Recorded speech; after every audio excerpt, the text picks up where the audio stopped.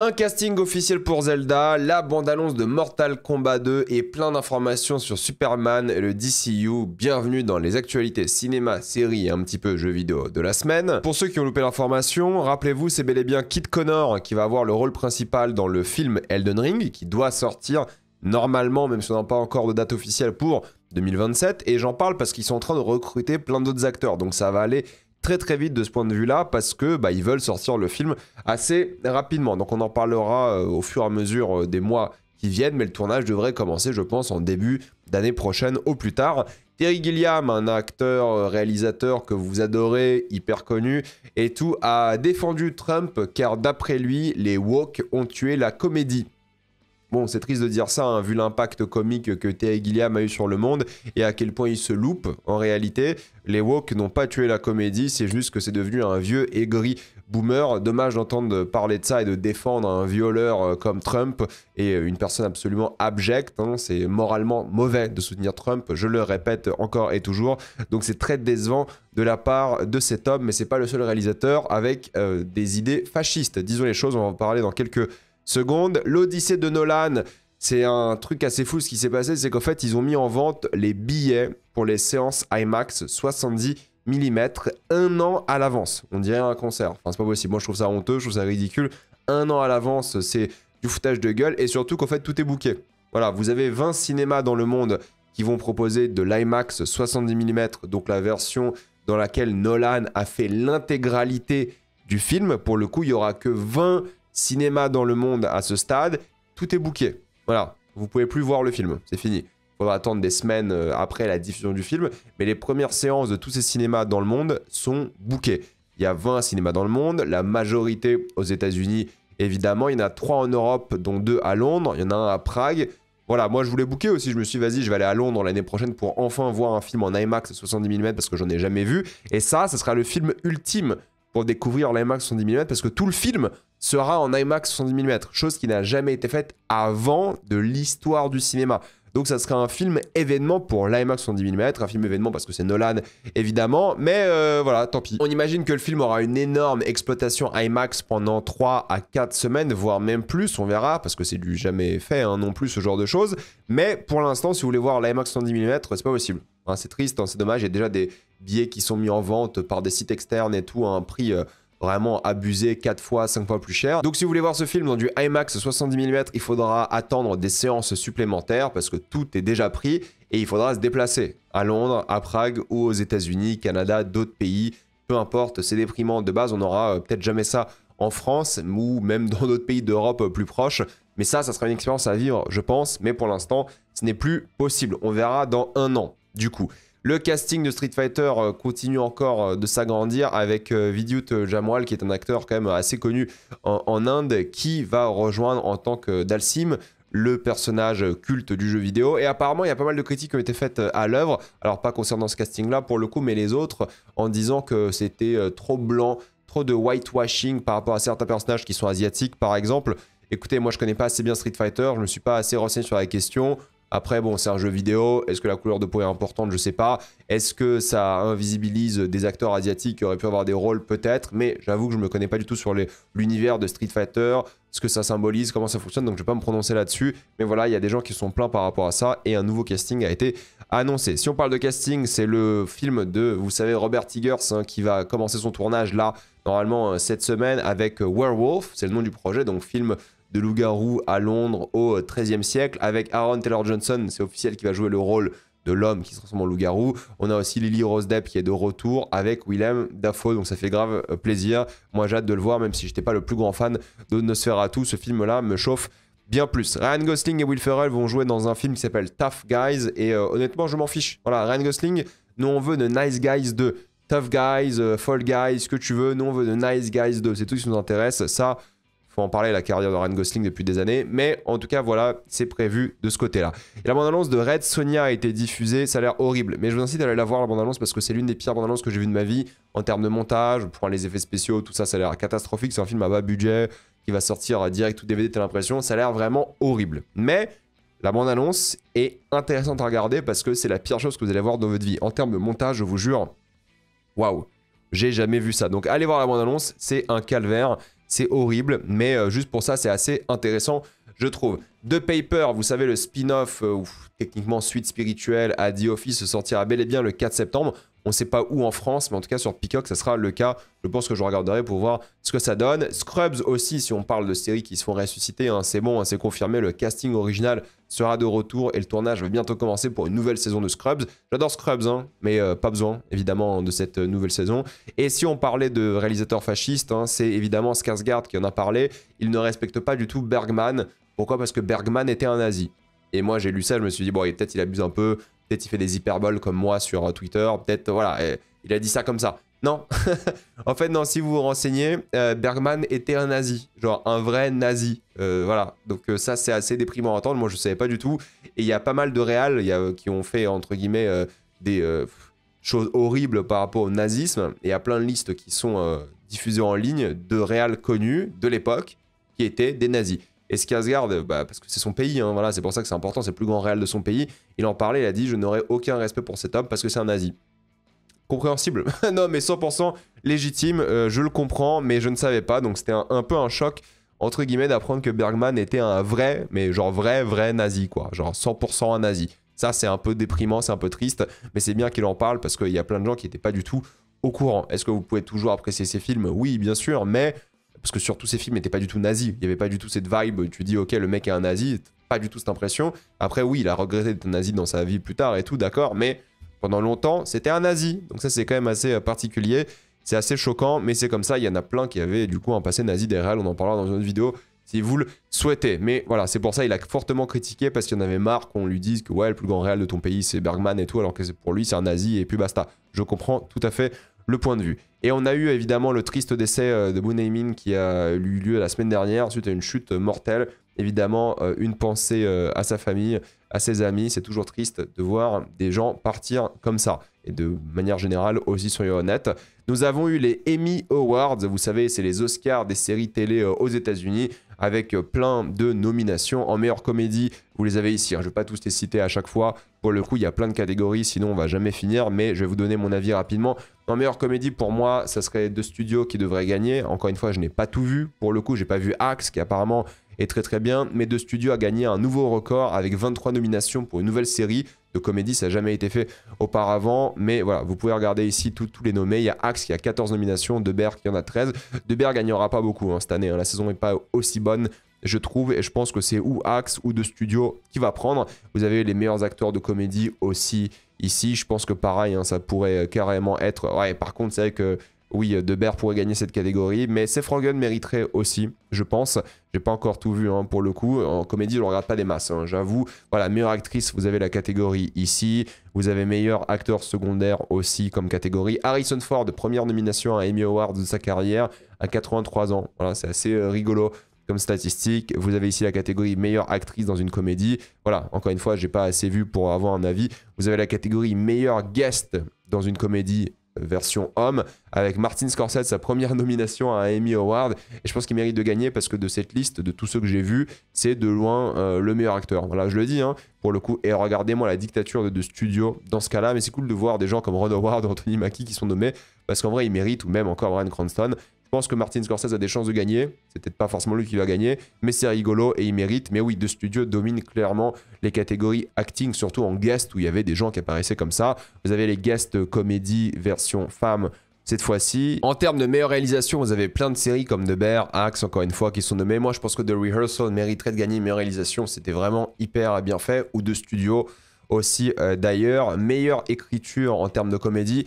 J'aime beaucoup What We Do in the Shadows, mais je pense vraiment que c'est The Rehearsal qui devrait gagner, ou encore une fois The Studio, mais The Rehearsal c'était vachement bien pour le coup et je vous conseille cette série. En meilleur drame, vous avez évidemment des séries comme Andor, The Last of Us, Paradise, Speed. J'ai pas vu de Diplomate pour le coup, mais j'ai vu tout le reste. Enfin, je suis en train de regarder The Pitt, qui est pas mal du tout. En meilleur drame, il faut savoir que c'est Severance qui a le plus de nominations, avec 27 nominations. Ensuite, c'est The White Lotus avec 23, The Last of Us avec 16, The Pitt avec 13 et Andor avec 14. Et pour moi, ce serait Andor qui devrait gagner ici. Meilleur acteur, encore une fois, tous les acteurs sont vraiment excellents, il n'y a rien à dire de ce point de vue-là. Pas de Diego Luna pour Andor, ce qui est quand même assez triste. Meilleure actrice, vous avez ici aussi la catégorie. Pour le coup, moi je pense que c'est Madame Bridlower de Severance qui devrait gagner cette catégorie. D'ailleurs, Katie Bates, c'est l'actrice la plus âgée de cette catégorie ever. Meilleur acteur secondaire, vous remarquez la dictature de The White Lotus et de Severance. Pour le coup, il n'y a pas grand chose à se mettre sous la dent quand t'es pas fan de White Lotus, parce que vraiment là il y a quasiment que ça, mais bon c'est mérité hein. Mais les deux séries sont bien, The White Lotus et Severance, même si je pense que The White Lotus c'est la pire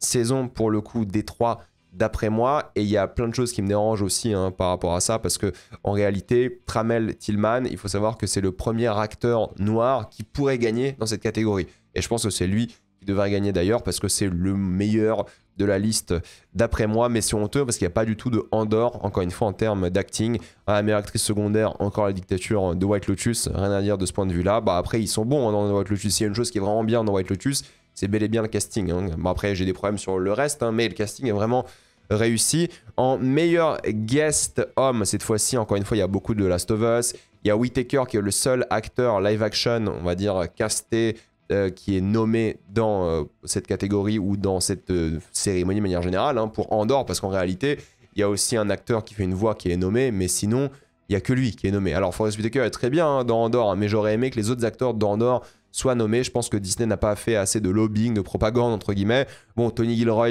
il a dit qu'il s'en fichait parce que sa série est de façon éternelle et peu importe les nominations. Il y a des gens comme Giancarlo Esposito ici pour The Boys, ok d'accord, enfin je veux dire hein, il n'est pas du tout impactant je trouve dans The Boys, et encore une fois bah, beaucoup de Last of Us, c'est comme ça, je pense que c'est pas forcément mérité, et un peu de White Lotus. Meilleure guest femme, voilà, vous avez encore pas mal de Last of Us, en réalité, bon, pourquoi pas, à la limite. Meilleure réalisation, voici les nommés aussi. Pour ceux qui se demandent pourquoi il y a 2 séries à chaque fois, c'est parce qu'en fait, les nominations pour les séries, que ce soit en termes d'acting, de réal, de scénario, c'est pour un épisode, c'est pas pour une saison entière, hein. C'est pour un épisode de manière générale, c'est pour ça qu'il y a 2 Severance, il y a 2 de Pitt aussi. Meilleur scénario, pareil, vous avez 2 épisodes de Pitt qui sont nommés. Pour le coup, il faut vraiment que je finisse de Pitt, hein, parce qu'apparemment c'est vraiment bien et c'est beaucoup nommé. Encore une fois, moi je pense que Severance ou Andor devraient quasiment hein, tout prendre, les deux devraient se battre comme ça hein, entre nomination à nomination. En termes de mini-série, vous avez ici la catégorie principale avec Adolescence d'après moi qui devrait gagner. La série a 13 nominations, mais c'est de Pingouin qui domine avec 24 nominations. Je pense que Adolescence mériterait de l'emporter pour le coup. Vous avez évidemment tout ce qui va avec, un meilleur film aussi de télévision. Là, je pense que c'est Rebel Ridge qui devrait gagner parce que c'était un très bon film, mine de rien, et de loin le meilleur. De Gorge, par exemple, c'était grave nul. Je sais même pas ce que ça fout là. Meilleur acteur dans une mini-série. Bon, là, encore une fois, je pense que c'est Stephen Graham qui devrait gagné d'après moi. Ensuite on a meilleure actrice, là pareil Cate Blanchett était magistrale je trouve et mériterait de gagner. Meilleur acteur secondaire, là il y en a plein qui sont bons mais je pense que c'est Owen Cooper qui est d'ailleurs le plus jeune nommé de l'histoire pour Adolescence qui devrait l'emporter. Meilleure actrice secondaire, là il y a pas mal de choix qui pourraient être intéressants, voilà j'ai pas tout vu non plus mais ça pourrait être n'importe laquelle je trouve. Meilleure réalisation Adolescence, hein, juste pour l'idée du plan séquence qui est un vrai plan séquence, il faudrait que ce soit Adolescence, mine de rien. Meilleur scénario, je pense que c'est aussi Adolescence qui devrait prendre. Voilà, rien à dire de ce point de vue-là. Adolescence, c'était vraiment bien. Meilleure série d'animation, c'est Arcane hein, qui va prendre, c'est évident, il n'y a aucun doute là-dessus. Et il y a aussi plein de nominations hein, plus techniques, production design, casting, photographie, costume, coiffure, un mixage son, musique, générique et tout. Je pense que Andor doit gagner beaucoup de ça, mais après il y a plein de séries comme The Last of Us aussi en réalité qui en termes de production design sont pas mal. Donc on va voir ce que ça va donner. Pour moi c'est Andor qui doit beaucoup gagner. Et ensuite, disclaimer peut-être pour la photo, pourquoi pas. En termes de box-office, Jurassic World Rebirth a déjà dépassé les 550 millions, énorme succès. Les gens vont le voir, hein. Les dinosaures ça fait kiffer tout le monde. Ils y vont, peu importe la qualité du film, que moi j'ai pas détesté, mais bon, c'était pas non plus incroyable. Les gens ont grave kiffé et 550 millions, il va se rapprocher du milliard. C'est une évidence, alors que Elio, c'est le plus grand flop de l'histoire de Pixar, 200 millions de budget, 120 millions de box-office. C'est la faute de Disney, hein. Ils ont habitué les gens à voir que des suites, ils ont habitué les gens à voir des Pixar à la maison, ça n'a pas intéressé, concept peut-être pas parfait, pourtant apparemment le film est bien, je l'ai toujours pas vu pour le coup, moi aussi j'étais pas du tout dedans pour le regarder, mais énorme échec, on va voir si ça va complètement changer la stratégie de Pixar, mais c'est triste, mais c'est aussi un peu leur faute aussi, soyez honnêtes, hein. Ça fera pas comme Élémentaire qui va se rattraper sur le long terme, là 120 millions, ça semble être la fin, le bouche à oreille n'est pas du tout efficace pour ce film. On a la liste des meilleures séries en termes d'audience aux États-Unis hein, par rapport aux plateformes de streaming. Squid Game en tête, Reacher en deuxième position, c'est aux États-Unis, encore une fois, ce sera différent dans tous les autres pays. Night Agent, Ginny et Georgia, Severance 1923 de Pete, Handmaid's Tale, You et Landman. Assez étonné de voir Severance aussi haut, mais c'est bien. Vous voyez, hein, c'est surtout une domination de Netflix en réalité, même si pas mal d'autres séries commencent à sortir du tas sur d'autres plateformes de streaming. On a eu la bande-annonce finale de Chief of War, la série justement sur la colonisation d'Hawaï, qui a l'air vraiment bien. Honnêtement, ça a l'air d'avoir une photographie assez impressionnante, ça a l'air d'être bien joué, ça a l'air d'être un mélange d'action, de drame. Ça sort le 1er août sur Apple, j'ai hâte de voir ça. Ça donne carrément envie, on en parlera. Murderbot a été renouvelé pour une 2e saison, ce qui m'étonne un petit peu. Moi, j'avoue que c'est pas du tout mon délire. Pour le coup, je sais que c'est une comédie 30 minutes que tu peux regarder comme ça à la légère, mais je préfère regarder autre chose. J'ai pas du tout accroché à l'univers, à la série, mais une saison 2 pour les fans, voilà, est prévue. Peut-être je regarderai ça de manière relaxante un jour, mais ça va arriver. On a eu pas mal de bandes annonces avec After the Hunt, le nouveau film de Luca Guadagnino, un film MGM. Ça a l'air pas mal, pour le coup, ça parle d'agression, visiblement, ça parle un peu de MeToo et tout. Ça peut être vraiment bien, j'aime beaucoup Luca Guadagnino, ça peut donner envie. J'ai hâte de voir ce que ça va donner, j'espère en salle chez nous. On a Guy Ritchie qui a quitté le projet Roadhouse 2, c'est lui qui doit le réaliser. La production du film doit vraiment se lancer là en octobre, mais ils vont pas décaler la production, ils vont juste trouver un autre réal. Mais ça sera du coup pas Guy Ritchie. Je pense que dans tous les cas, il aurait fait son Yes Man. C'est pas une énorme perte d'après moi. K-Pop Demon Hunters, qui est un film sympathique que j'ai critiqué récemment, en réalité va sûrement devenir le film d'animation de Netflix le plus regardé de l'histoire de la plateforme. Je peux comprendre, la K-pop c'est populaire, le film est sympathique, universel, tout le monde peut regarder, les gens aiment bien la musique du film, donc pourquoi pas en réalité. Stranger Things saison 5 a diffusé sa première bande-annonce, vraie bande-annonce avec pas mal d'extraits. C'est pas très beau, d'après moi, peut-être faudrait que je me remate la bande-annonce de la 4e saison, mais j'ai pas trouvé ça très beau. Ça a l'air ok, honnêtement. Moi j'aime bien Stranger Things, je trouve ça divertissant, impressionnant en termes de budget, de mise en scène, personnages attachants. J'aime bien Stranger Things. Maintenant, c'est divisé en 3 parties. Rappelez-vous, en novembre, en décembre, le 24 et le 1er, ou le 31, je sais même plus. Bref, c'est ridicule de diviser en 3 parties cette série. Je sais que c'est le porte-étendard de Netflix, mais quand même, divisé en 3 parties, c'est n'importe quoi et je trouve ça nul. Mais oui, ça a l'air bien, honnêtement. Moi j'ai toujours bien aimé cette série, ça a l'air divertissant. Un peu déçu de l'esthétique, on va voir ce que ça va donner, mais oui, je pense que ça va être vraiment bien et j'ai hâte de voir ça. Spider-Man Brand New Day va donc commencer son tournage bientôt. Je sais pas si la date de sortie sera maintenue parce que voilà, il y a quand même aussi le Nolan qui sort quasiment au même moment, donc il n'y aura pas d'IMAX pour Spider-Man, donc je pense qu'ils vont décaler. Est-ce qu'ils vont décaler après Doomsday ? Ça, je ne sais pas. Pour le coup, je pense que ça va dépendre de pas mal de choses. Mais le tournage va commencer à Glasgow bientôt. Ils vont tourner beaucoup en extérieur parce qu'ils ont envie de faire un vrai film d'après Tom Holland. Voilà, j'espère que ça sera bien pour le coup. C'est toujours intéressant de voir des œuvres Spider-Man. J'espère qu'ils vont réussir. J'aime bien le réal. Donc, why not? Les 4 Fantastiques va durer 1h55. On en parlera évidemment ce mercredi lors de la critique et peut-être une autre vidéo. On verra bien. Je pense que c'est essentiel ce film pour la suite du MCU. Ils peuvent carrément massacrer le MCU si le film est pas bon. Mais je pense qu'il va être pas mal. Je pense qu'il va être bien. J'ai envie d'y croire. Et ils ont dit, surtout le réal, que apparemment le film sera en IMAX lorsqu'il y aura Galactus. Et ça, je trouve que c'est une très bonne idée de changer le format lorsque Galactus apparaît à l'écran. J'ai hâte de voir ça. On a eu la bande-annonce de Hoppers, donc une sorte de nouveau film de Pixar qui est apparemment une blague par rapport à Avatar, où quelqu'un va rentrer dans le corps d'un animal. Ça a l'air mignon, ça a l'air rigolo, ça a l'air pas mal. Ça fait un peu penser au robot sauvage dans l'esthétique aussi, entre guillemets. Donc pourquoi pas? Ça peut être bien, j'ai envie de voir ça. J'espère que Pixar va se réveiller parce qu'il faut que Pixar se réveille. Il faut qu'il y ait de la compétition de tous les fronts parce que ça peut être vraiment mignon, adorable, à voir ce que ça va donner. La nuit au musée va revenir. On ne sait pas si les acteurs sont de retour, mais en tout cas, le concept sera de retour. Ça, c'est confirmé à 100%. On n'a pas de date ou pas, mais c'est bon. Ils vont lancer la production, le scénario et tout d'un nouveau projet, La nuit au musée. Rian Johnson a dit que pour l'instant, il n'a pas de plan pour revenir bosser sur Star Wars et faire cette trilogie parce qu'à la base, la trilogie était à peine conceptuelle. Ils en ont parlé vite fait. Il voulait la le faire et tout, mais pour l'instant, il est occupé. Il fait d'autres choses. Il fait des murder mysteries, comme il a dit. Donc, pour l'instant, Star Wars, ce sera sans Rian Johnson. C'est pas grave, je veux dire, s'il a envie de faire du Star Wars, tant mieux.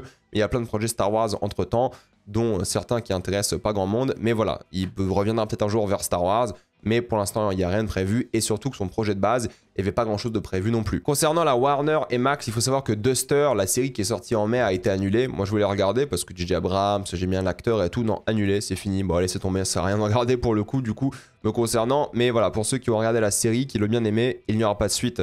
Malheureusement, le tournage d'Harry Potter a commencé et il y a plusieurs choses à dire. Donc le tournage va avoir lieu sur plusieurs mois, évidemment. Pour une sortie en 2027, ils vont tourner les 2 saisons d'un coup pour, j'espère, les sortir pas trop tard l'une après l'autre, une année peut-être chacune. 6 à 8 épisodes, pour le coup. 6 pour le mois, c'est pas beaucoup. Je sais que ouais, les livres, les premiers sont courts et tout.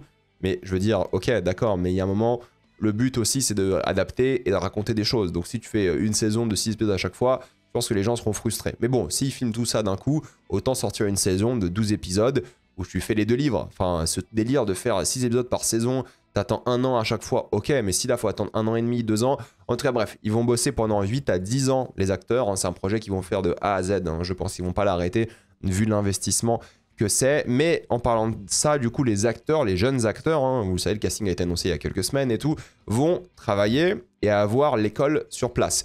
Et moi, d'un certain point de vue, je trouve ça cool parce que du coup, les jeunes enfants pourront être suivis par des spécialistes, des psychologues, des managers, des choses comme ça, aller à l'école sans problème. Donc, il y aura des gens qui vont s'occuper d'eux pour qu'ils réussissent leur vie sur des plateaux télé, pour qu'ils ne soient pas, vous savez, dans plein de problèmes comme beaucoup d'acteurs qui percent jeunes. Mais d'un autre point de vue, le souci, c'est qu'en fait, ils vont isoler ces enfants pour le travail. C'est-à-dire qu'ils ont fait des écoles pour les enfants à côté, littéralement, du tournage, pour qu'ils puissent bosser et en même temps, justement, aller à l'école. Donc, ils vont complètement isoler ces enfants du monde. Et je trouve ça un peu triste, je trouve ça un peu dommage. Alors, je comprends hein, que c'est le travail et tout, mais c'est aussi l'école. Ils doivent aller à l'école, ils doivent faire des choses. Donc, ils vont faire un peu des deux. Ils vont faire l'école sur le tournage ou à côté du tournage et en même temps, travailler. Donc, je trouve ça un peu hardcore. Hein. Ça va être un rythme assez dur pour ces enfants. Après, bon, ils seront célèbres, ils vont avoir de l'argent, tout ça, d'accord. Mais voilà, en termes d'isolation par rapport à des enfants, ça sera assez spécial. On va voir comment ils vont gérer ça. Mais je trouve ça un peu... pas macabre, parce que c'est pas la fin du monde, hein, mais je trouve ça un peu bizarre d'isoler les enfants comme ça, même si tu fais, vous savez, une école où il y a les 150 élèves, c'est ce qu'ils ont dit, hein, de la série, ok, mais c'est quand même un peu particulier, je trouve, bon, parce que l'école aussi, c'est intéressant d'avoir des gens de différents endroits et tout, bref, on verra ce que ça va donner, mais j'espère qu'ils seront bien suivis. En tout cas, on a la première image aussi de Nick Frost en Hagrid, et la remarque que je me suis faite, c'est que je me suis dit, ok, on dirait déjà l'IA, désolé de le dire, hein, j'aime pas dire ça, mais on dirait l'IA, on dirait un cosplay de Hagrid plus qu'autre chose. Et surtout, moi ce qui m'énerve, c'est qu'en fait, si vous regardez bien les costumes, vous regardez bien un peu le maquillage et tout, c'est la même DA quoi. Enfin, c'est vraiment la même DA. Ok, la DA était respectée des livres, tout ça, d'accord, mais quel intérêt? Si tu fais la même DA, si tu fais exactement la même chose en mode série, quel intérêt? Change un peu les visuels, fais un truc un peu nouveau. En fait, non, ils vont pas le faire. Hein. Pourquoi? Parce que c'est trop populaire. Harry Potter, il y a trop de parcs d'attractions, il y a trop de jouets, il y a trop de trucs, donc ils vont pas changer la DA. Ah, ça, c'est triste. Hein. Moi, je veux pas voir Harry Potter en film en plus long. Moi, si tu fais Harry Potter, change des trucs. Pour l'instant, en termes de costumes et tout, quand ils ont fait les annonces, c'était la même police, c'était le même château et tout. On va voir par rapport au film. Mais si c'est la même DA, les mêmes endroits de tournage, les mêmes costumes, quasiment... ça sert à quoi? Ça sert à rien, ça sert au pognon, mais ils veulent pas, je pense, créer de nouveaux châteaux parce que oui, il y a des parcs, il y a des jouets, il y a du merchandising de manière générale. Si tu changes la DA d'Harry Potter aujourd'hui, c'est fini. Donc ne pas changer la DA, moi je trouve que c'est ridicule et stupide, mais c'est du marketing tout simplement. Mais ça reste con, parce que j'ai pas envie de voir Harry Potter en film en plus long. Ça m'intéresse pas. Ça sert à rien, il faut changer certaines choses. Donc j'espère quand même qu'il y aura de grosses différences. Si c'est juste pour faire les livres en plus long et mieux adaptés, ça ne sert à rien. Mais après, bon, on le savait, hein, ils n'allaient pas avoir un univers hyper nouveau, intéressant, important. Ils font ça pour la thune, hein, c'est évident. Mais c'est quand même un peu triste, je trouve, parce qu'on va se taper exactement la même chose en plus long. Et je trouve ça vraiment con. Après, ça peut être meilleur que les films, en réalité, parce que les films sont pas terribles. Mais quand même, changez des trucs, faites un peu des différences. Mais ils vont pas le faire. La vérité, c'est qu'ils vont malheureusement pas le faire. On a eu Colin Farrell qui a dit qu'après les grèves des acteurs, des scénaristes, ils pensaient que The Penguin allait être annulé parce que vu qu'ils ont annulé Bad Girl, un projet à 90 millions, ils l'ont juste annulé.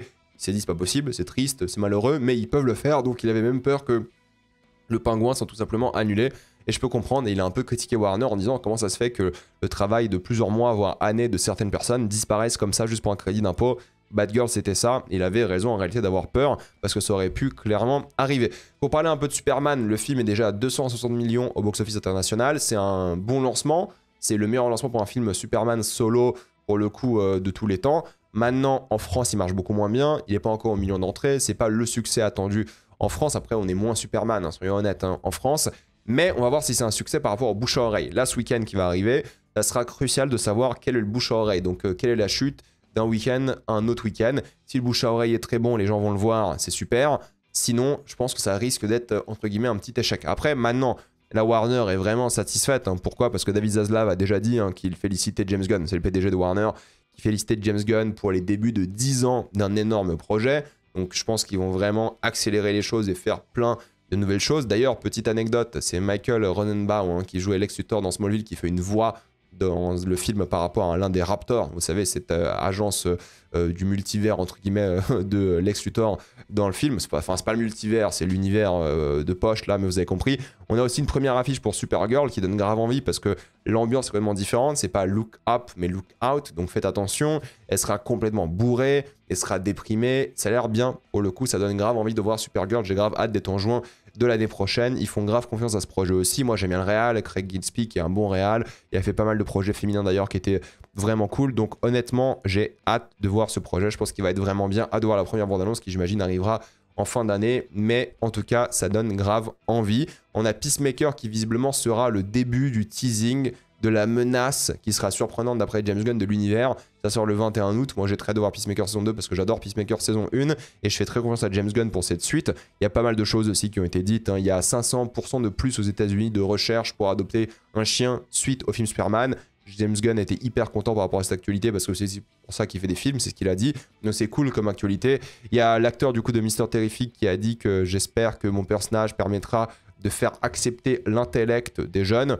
Honnêtement, hein, moi quand je vois ce personnage-là, ok, il est intelligent, il est un peu nerdy et tout, mais il est hyper antipathique au final. Donc je sais pas ce qu'on devrait accepter. Il est stylé, et il est bien, et il vole le show, je dis pas, mais je verrais pas ça comme un modèle en réalité. D'ailleurs, peut-être ils sont en train de réfléchir à faire des séries sur lui et même sur Jimmy Olsen.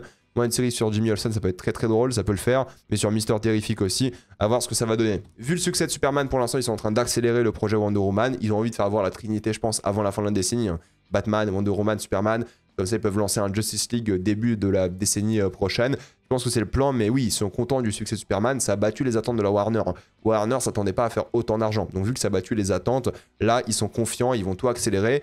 Maintenant, il faut attendre le bouche à oreille. Il faut attendre si le film va dépasser les 500, 600 millions au box-office. Mais 600 millions pour un film Superman au tout début, c'est un bon début pour l'univers. Parce qu'au fur et à mesure, si les gens accrochent, les gens vont aller de plus en plus en salle. Là, Wonder Woman, ils vont commencer à faire les scénarios, trouver un casting et tout, et ils veulent faire le projet, j'imagine, pour 28, 29, et sortir aussi Batman au même moment et finir la Trinité. D'ailleurs, le prochain film Superman ne sera pas un film Superman 2, normalement, ce sera un film Superman et quelque chose. Peut-être Superman et Supergirl, on verra bien. En tout cas, parce qu'ils prévoient de faire 2 films live-action par an, plusieurs séries, une série d'animation, et je pense que c'est un bon rythme, je pense que c'est intéressant à voir ce que ça va donner. En termes de salaire, pour les curieux, il faut savoir que Hoult était l'acteur le mieux payé, normal, c'est l'acteur avec le plus d'expérience, le plus connu, il a été payé 2 millions pour le rôle, sans compter les bonus box-office qu'il va avoir. Coren Sweat et Brosnahan ont été payés 750 000, ce qui est quand même pas mal pour eux, voilà, parce que rappelez-vous, hein, des acteurs no-name dans des films comme Star Wars, Daisy Ridley avait gagné genre 100 000 pour Star Wars 7. Là, 750 000 pour un gros projet, leur premier gros projet au cinéma, en réalité, c'est pas mal du tout. Encore une fois, il y aura un bonus sur le box-office. James Gunn, en plus de son salaire énormissime en tant que patron de DC, avec Peter Safran, qui a un salaire à évidemment plusieurs dizaines de millions par an, il a touché 15 millions de plus sans les bonus pour Superman, ce qui est un salaire classique, on va dire, de réalisateur de blockbuster. Un blockbuster comme ça, un réal, ça gagne entre 10 à 20 millions. Avec le bonus, ça peut gagner beaucoup plus. Si t'es Christopher Nolan, tu gagnes beaucoup, beaucoup plus. Mais en tout cas, pour un réal, c'est un film et un salaire tout à fait normal. Et il faut savoir que le baiser du film, celui-ci, hein, ce baiser a été censuré en Inde, car beaucoup trop sensuel d'après le board de censorship en Inde. Ok, d'accord. Il y a un baiser dans ce film qui est plus sensuel que celui-ci. Mais bon, ok, c'est l'Inde qui décide, c'est comme ça, c'est particulier, mais on reparlera de Superman par rapport au box-office en vidéo actualité ce lundi. Fallout 5 qui est officiellement prévu chez Bethesda. Bethesda, stop, arrêtez vos conneries. Je m'en fous, enfin c'est pas que je m'en fous de Fallout, j'adore Fallout, mais il y a un moment, donnez la licence à d'autres personnes. On a capté, on peut pas se taper un Elder Scrolls tous les 20 ans, un Fallout tous les 20 ans, c'est bon, donnez la licence, Elder Scrolls, si vous voulez, vous pouvez la garder parce que c'est votre dada, donnez la licence à d'autres gens. Donner Fallout à d'autres personnes comme vous avez fait à l'époque. Parce que là, un Fallout tous les 20 ans, ce n'est pas normal. C'est ridicule, franchement. Ok, hein, vous êtes une grosse équipe, c'est votre projet, c'est votre bébé. Enfin, c'est même pas votre bébé, vous l'avez racheté à l'époque. Mais en tout cas, donnez ça à quelqu'un d'autre. D'ailleurs, si on parle de Fallout, Elder Scrolls, il faut savoir que Virtuos Studios, qui ont fait le remake d'Oblivion et de Metal Gear, là, qui va sortir cette année, ont eu beaucoup de licenciements. 7%. C'est énorme, hein, c'est triste, c'est toujours comme ça, les licenciements dans le monde du jeu vidéo. C'est assez catastrophique, mais ça arrive souvent. Si on parle de jeux vidéo, il y a le State of Play de Ghost of Yotei. Honnêtement, moi qui Ghost of Tsushima, je le trouve incroyablement surcoté. C'est pas un incroyable jeu vidéo et tout. J'aime bien sans plus. Là, Ghost of Yotei, ils ont l'air d'avoir amélioré tout ce que je n'aimais pas ou presque par rapport à Tsushima. Donc, ça me donne un petit peu envie. J'attendrai les critiques avant de me lancer. Mais ça peut être clairement pas mal. Pour les sorties de la semaine, nous avons Untamed, pour le coup, qui est sorti avec Eric Bana. Pour ceux qui aiment bien l'acteur, voilà, il est de retour dans une œuvre Netflix. On a Eddington, hein, qui est sorti au cinéma, dans certains cinémas, mais pas tous. J'en ai fait ma critique pour ceux que ça intéresse. Souviens-toi, l'été dernier, je refuse d'aller voir ça. J'irai pas voir ça, mais il est sorti pour ceux que ça intéresse. Certains l'aiment chaud, je préfère me foutre en l'air que regarder ça. Et Didi, apparemment, qui est très bien, qui est enfin sorti en salle. Il faut savoir du coup qu'on a des informations sur le casting du projet Zelda, c'est officiel. C'est Bo Bragason qui va jouer donc Zelda. Voilà, il y a plein de gens qui voulaient Hunter Schaeffer et tout. N'harcelez pas cette gamine, parce que c'est pas Hunter Schaeffer. Je pense que, gamine, enfin 21 ans quoi. Mais je pense que ça peut être bien. Voilà, je l'ai pas vu dans grand chose. Mais si l'on choisit, c'est qu'on fait confiance. C'est que ce sont des bons acteurs. Et c'est du coup Benjamin Ivan Ainsworth qui va jouer Link. Ils ont la gueule de l'emploi. Why not? Le tournage va bientôt commencer, du coup, j'imagine. Sortie toujours prévue pour mai 2027, le projet va se faire en live action, avec évidemment beaucoup, je pense, d'effets spéciaux, surtout de mock-up, parce que c'est le mec qui a fait le dernier Planète des Singes. Ça peut le faire, moi c'est un projet, vu le réel, qui me donne envie, je pense que ça peut être bien. En termes de casting, ça a l'air cool. Maintenant, c'est quoi l'approche? Est-ce que Link va parler? Enfin, c'est sûr, hein. Mais c'est quoi l'approche? Comment va être l'adaptation? Qu'est-ce qu'ils vont adapter? Dans quel univers? Comment? Je ne sais pas, mais ça donne envie. Je pense qu'ils vont en faire un peu l'approche Breath of the Wild, parce que c'est les jeux les plus récents qui ont cartonné le plus ces dernières années, et Tears of the Kingdom. Mais ouais, en termes de casting et tout, moi je pense que ça peut le faire, ça donne carrément envie. Pourquoi pas? Ça peut être bien, on les connaît pas assez. Bon, lui il a fait un peu de hunting et tout, par exemple en termes de séries, elle aussi elle a fait des séries, mais why not? S'ils ont choisi ces gens qui sont quasiment des inconnus, c'est que bah ils ont le talent pour, ils ont été choisis pour vraiment quelque chose de mémorable, de remarquable par rapport à qui ils sont, ce qu'ils ont fait. Donc moi j'y crois, j'ai envie de voir ça. D'ailleurs, si on parle de Nintendo, il y a des actualités parce que Donkey Kong, du coup, le copyright a été déposé pour un film. Je pense que, voilà, je vous l'avais dit la semaine dernière, ils vont faire plein de projets Nintendo. Donkey Kong, c'est sûr. Et bon, ça sera un spin-off, j'imagine, de Mario, plein de choses comme ça. Bon, on va se taper du Nintendo au cinéma pendant des années et des années. Mais pourquoi pas? Si c'est bien, s'ils arrivent à faire le Zelda, s'ils arrivent à faire le Donkey Kong, why not? Ça peut être vraiment réussi. Si on parle d'autres trucs, c'est Mortal Kombat 2 qui a le droit à sa bande-annonce pour le coup. Alors, faut savoir que moi j'adore Mortal Kombat. J'ai pas fait un jeu depuis Mortal Kombat 9, mais Mortal Kombat j'adore pour ce que c'est, pour le délire. J'adore pour le côté complètement stupide de Mortal Kombat en termes de jeux vidéo, en termes de films. Je les aime tous parce qu'ils sont tous complètement cons. Le dernier qui est sorti là, j'ai adoré. Enfin, c'est nul, hein, mais j'ai adoré. Pour moi, c'est banger Mortal Kombat. Franchement, je suis un énorme fan.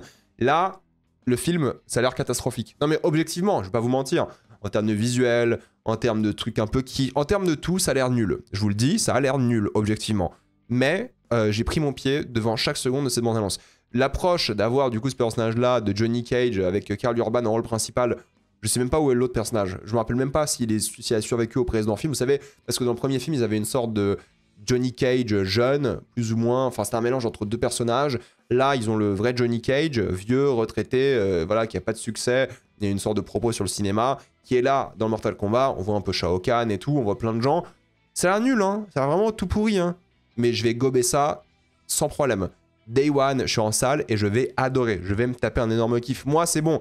Tu mets Scorpion qui attaque Noob Saibot, ça me suffit. Ça me suffit, voilà. Je suis facile concernant Mortal Kombat. Ça n'a pas l'air bien, hein. Objectivement, ça n'a pas l'air bien du tout. Je vous le dis, je le répète, en termes d'effets spéciaux, de visuel, ça a l'air tout pourri. Mais je vais kiffer. Je vais kiffer de A à Z, ok? Ça va être incroyable. Ça sera la critique la moins objective de ma vie. Je vais adorer. Je vais me faire un marathon de tous les films. Il y a quoi? Non mais sans déconner, ça a l'air nul. Hein. Mais je pense que on va rigoler. Je pense qu'ils vont la jouer un peu nanar et tout. Voilà, c'est ça Mortal Kombat, c'est kitsch, c'est stupide. Ça peut marcher, ça peut fonctionner, même si objectivement, ça va pas forcément être un bon film. Mettez-moi dans les commentaires ce que vous pensez de toutes ces actualités. Êtes-vous d'accord? Pas d'accord? Désolé, je reviens de vacances, c'est pour ça que c'est une grosse vidéo. Je suis un peu fatigué, j'ai beaucoup de travail en ce moment. Mais voilà, dites-moi dans les commentaires ce que vous pensez de tout ça. Pensez à vous abonner à la chaîne pour voir les prochaines vidéos. Mettez un j'aime, ça aide beaucoup la chaîne. Suivez-moi sur tous mes réseaux, Spotify, TikTok, Instagram et Twitch. Et moi, je vous dis à la prochaine fois. Salut à tous.